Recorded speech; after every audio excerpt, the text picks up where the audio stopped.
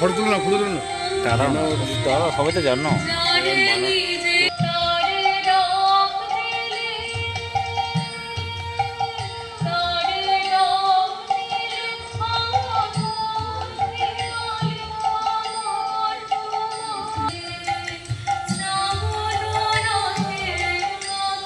আজকের এই দিনটা আমাদের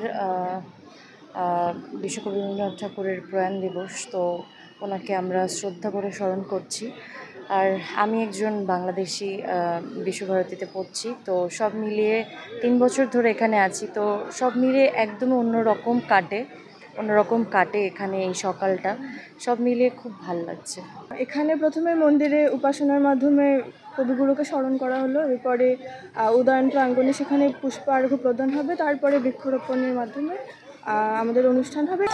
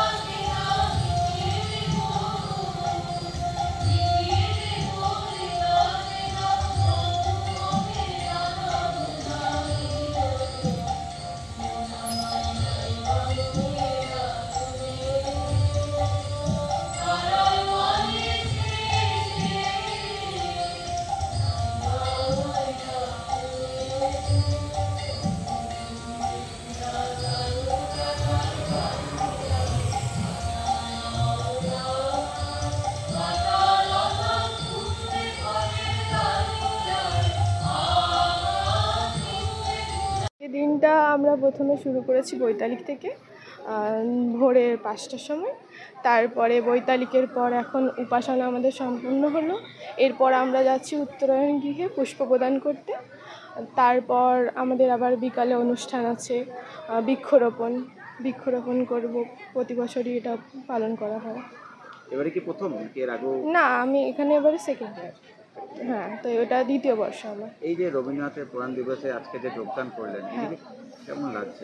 হ্যাঁ, আমাদের তো ভালো লাগছে। আরও অনেক মানে আমাদের সহচরীরা আছেন, তাদের সাথেও ভালো লাগছে। আরও যারা জুনিয়র আমাদের এসেছেন, আরও যারা সিনিয়র আছে তাদের সাথে মানে বিভিন্ন আলোচনার মাধ্যম দিয়ে বলুন বা বিভিন্ন